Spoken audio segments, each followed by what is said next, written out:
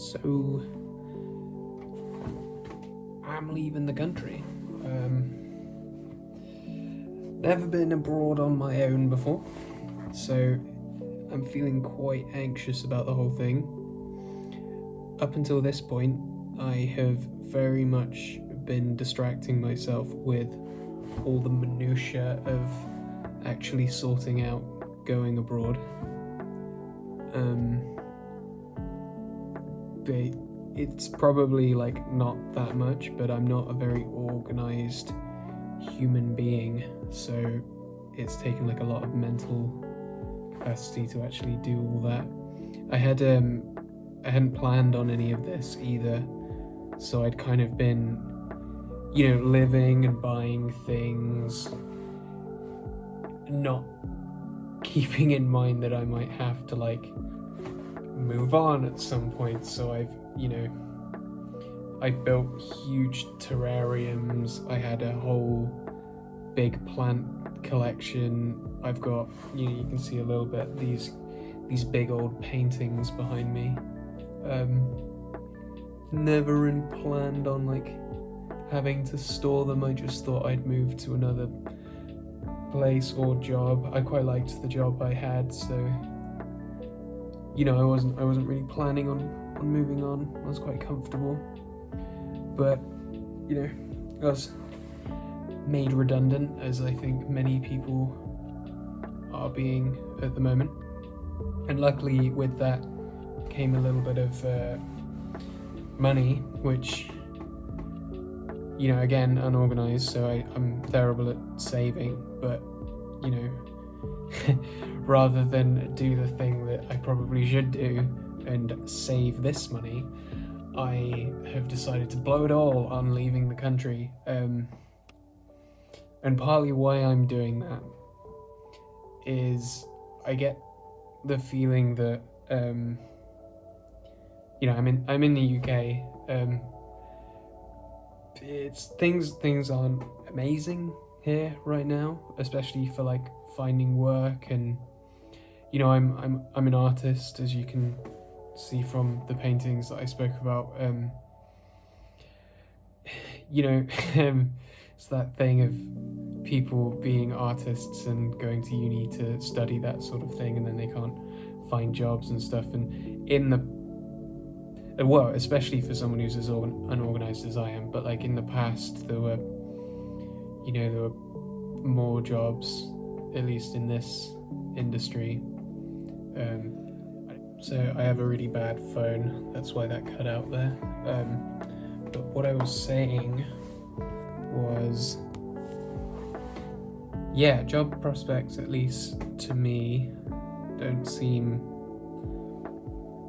amazing at the moment. And I might be wrong about that, but I don't think I am.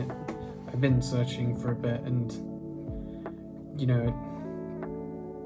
it seemed like the last job I got was a bit of a step up, and I was really excited about it, and it was creative, which is where I wanted to, the kind of industry I wanted to be in. But then now I'm just looking at jobs, and I just realize I'm gonna end up back in a bar or something again, which isn't it's not a bad job. I just don't. It's where all my experience is really, and I don't overly like being around alcohol and things like that, for no other reason than a personal thing. I just don't want to be in that environment all the time anymore. So realizing that I'd end up having to go back to doing work that I wouldn't particularly want to do, I thought, I'm still kind of young. I could go out and I could do something, and that's what I'm gonna do. So, moaning aside, this is a very positive thing. However, I am very anxious about the thing, because as I've said, I've never been abroad on my own before, and I have booked a plane ticket, I've got my visa, I'm going to Australia first of all, and then hopefully other places, I don't know. But yeah, it's I think the longest flight I ever had been on was about 8 hours, and I was with family, so other people had very much worked out all the details for me, because I'm, again, very unorganized.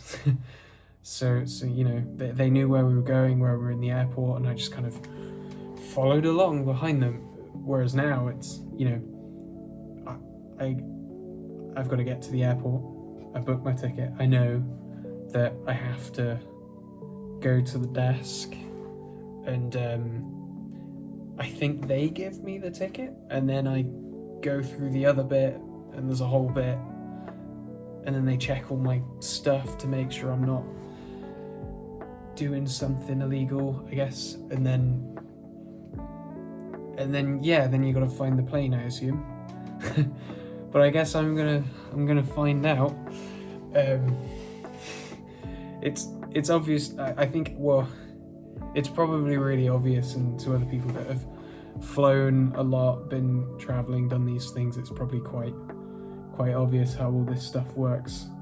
But I'm really bad at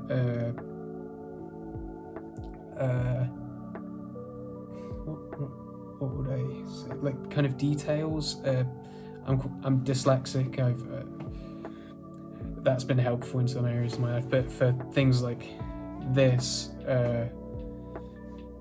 these things kind of get in the way. Like, I'm looking for numbers and letters in various orders and having to work out things, and I have dyspraxia too, so I get I don't really know what that one does. I just know I think that one's like getting disorientated and stuff like that. I don't know, but I don't imagine that's going to help. But I think I can do it.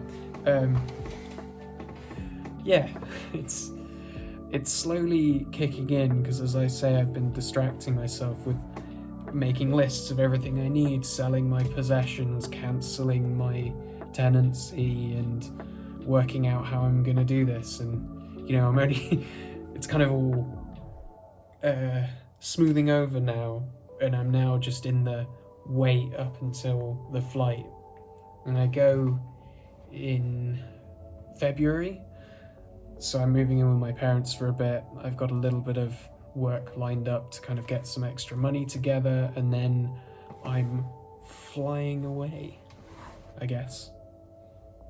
So yeah, a little nervous about the length of the flight. I think it's something like, I mean, who knows? It's like over the course of like 2-ish, but technically 3 days. So I fly out in an evening. I'm then in Dubai for 3 hours waiting for the next plane, and then I fly from there, I think in that evening of the following day, to Brisbane in Australia, and I arrived there at 6 a.m. the day after, which was probably a mistake, because the hostel I've booked doesn't open to new people until 2 p.m, so I'm going to be massively jet lagged, I assume, and have nowhere to go, really. Which, when I booked the ticket, that seemed quite exciting to me, because I was like, oh cool, I'll just wander around the city today. And I've lived in London, and I often would really overestimate how far away something was, and I'd just start walking with my Google Maps on the go, and just kind of walk for 4 hours until I got there, and only about 3.5 hours in would I realise quite how bad my legs had started to hurt, and that I'd overestimated. I think I once walked, I don't know, I must have been drunk, it was the middle of the night, but walked, I definitely walked from the south of London quite far into the north, trying to get home before it started to kick in how far it was. But I did that a few times, I can't remember. But booking the ticket, I thought, it seemed, I think it was like a 3-4 hour walk from the airport to the hostel, and I thought, oh well, I'll walk that will that'd be interesting, I get to see the city, and I might still do this. But I have been told that that is a terrible idea when I'm jet lagged and have a 70-litre rucksack on my back and then a little rucksack on my front. So, you know, maybe I need to rethink that. Maybe I don't. Who knows? So yeah, I'll show you around my room so you can see the absolute mess that it is in. Kind of reflecting my state of mind at the moment, I imagine. So we'll cut to that now. So this is my my room right now. Getting ready to move out. Everything's kind of everywhere at the moment. I don't usually live like this. Maybe I do a little bit, but this is what it currently looks like. I'm frantically getting rid of things. I have, due to who I am, made it a little bit difficult for myself with massive paintings, but I will deal with those. I hope to finish them one day, but right now is not the time to do that. But yeah, this is what my room looks like right now. I can move out in a few days. This is my kitchen.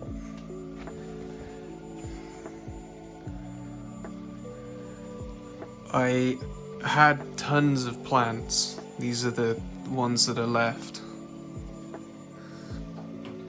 I was just cooking myself some food.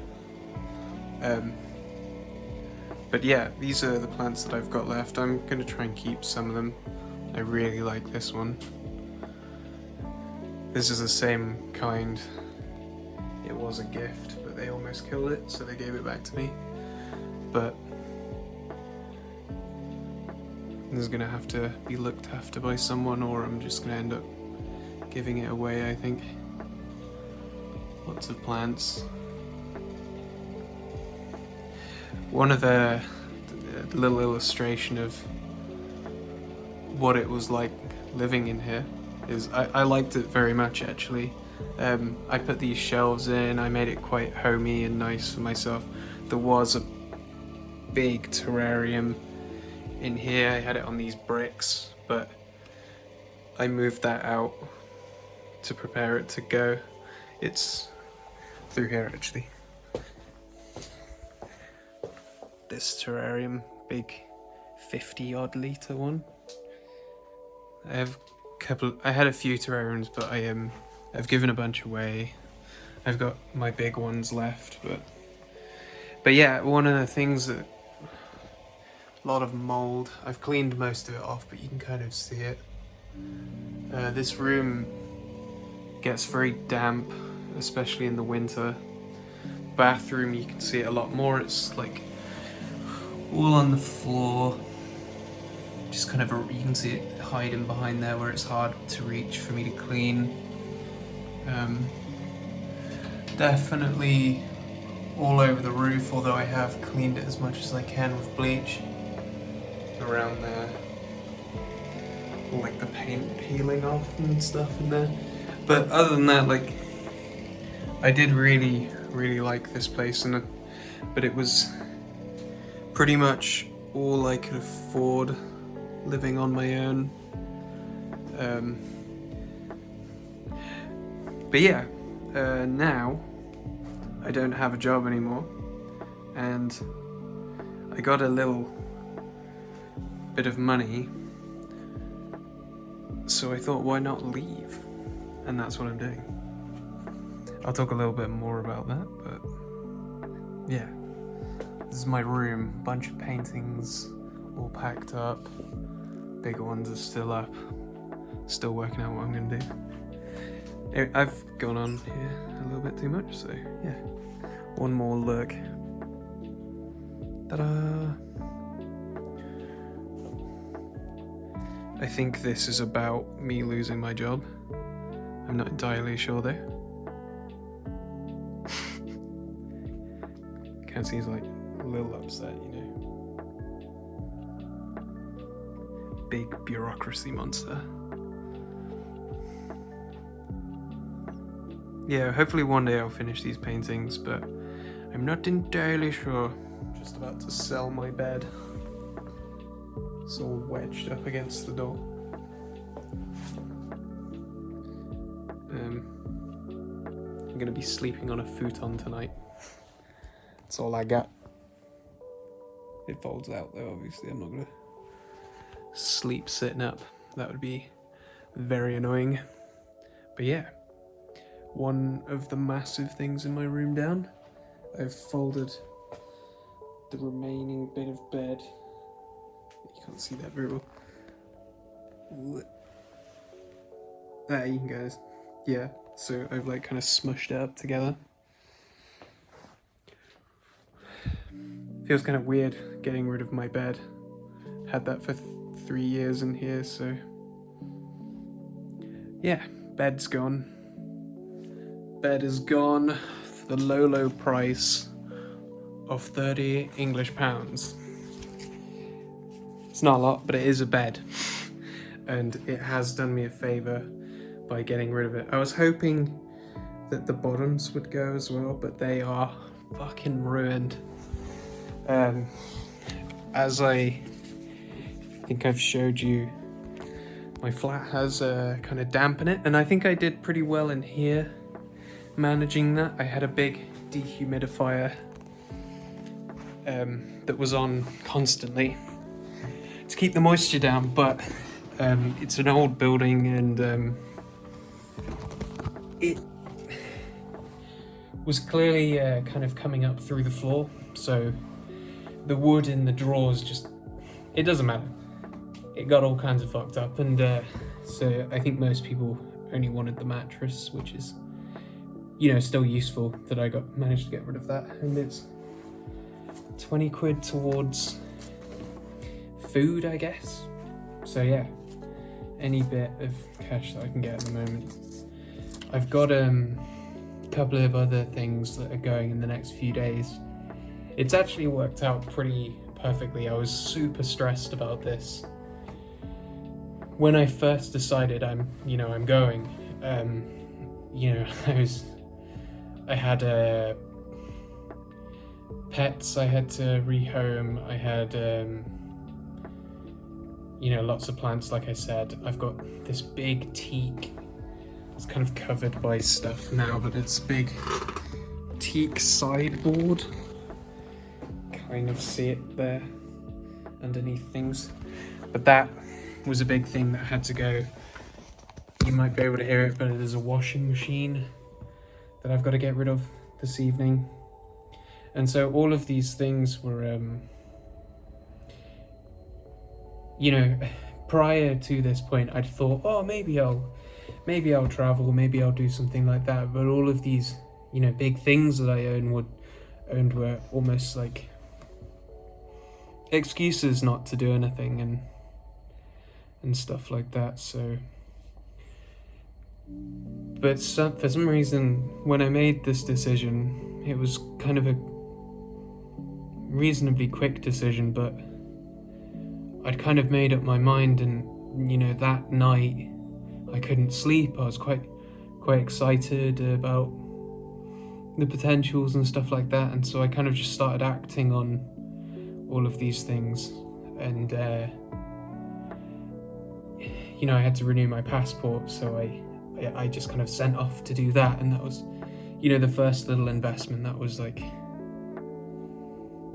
90 to 100 pounds to do that, and and I was like, okay, well, I'll renew my passport and then we'll go from there. And I renewed my passport, and that came back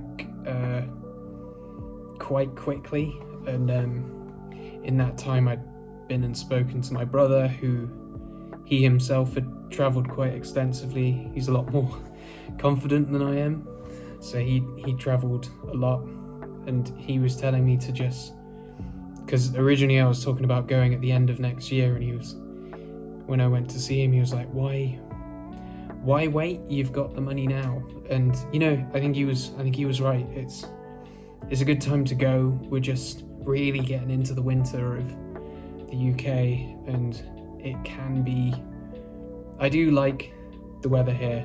A lot of people complain and moan about it, but I really do love the UK. I like our weather. I love the seasons. I love the coziness of winter, the magical colours of fall, well, autumn. Making a video and I'm like half sounding a little bit American, but spring as well. Just like there's a period in spring, especially around where I live, where you get the wild garlic and it's just everywhere, and you can just smell this beautiful smell as you go through the woodlands and stuff. And sometimes we'd make foraged pesto with the natural garlic, and it's just all these bits of the year are just so wonderful. But like going I'm rambling as I do, but we're going into winter now, so it's kind of a perfect time to go to somewhere hot and wonderful. So after I got my passport back, I applied for a working visa in Australia. I was going to do teaching in a country in Southeast Asia, but I realised that I would have been using it just to kind of get out into the world, and I thought, well, Australia's kind of a soft landing, people speak English there, and so I can always ask someone for help if I needed to. I don't know what I'm talking about, I'm just rambling. It's because I'm a little nervous about the whole thing, but yeah, Australia. So I sent my working visa off, and the advice I was looking at online said, it can take 2 weeks, or 10 weeks if something goes wrong. And I applied for it, and the strangest thing happened, because I got the granted email saying that I'd got my working visa before I got the confirmation email that they'd received the application. So I had my working visa within an hour, and so like it kind of sent me into a bit of a tailspin with it, because originally I was like, I'll get my passport, then I'll when that comes back in 2 weeks, it could be, I'll then do my working visa, and when that comes in 2 weeks or 10 weeks, I'll then book my plane. And it's like within a week I had both of those things, or within a couple of days really. Like the passport arrived at my parents' house, then the working visa came through on the same day, same hour I applied for it, and all of a sudden I'm looking at plane tickets, and I still didn't know where I was gonna go. And I told people, friends and things, that I was leaving, and they were, where are you going? And Australia. And oh, really? Australia's so nice. What city are you going to? And I was just, maybe this place, maybe another. And I opted for just saying that, I'd flip a coin. I did do a little bit of research into where reasonably good places to go are, and eventually I kind of settled on Brisbane, and I booked my ticket. So here we are. I feel I've rambled at you for long enough, but that is where I am at.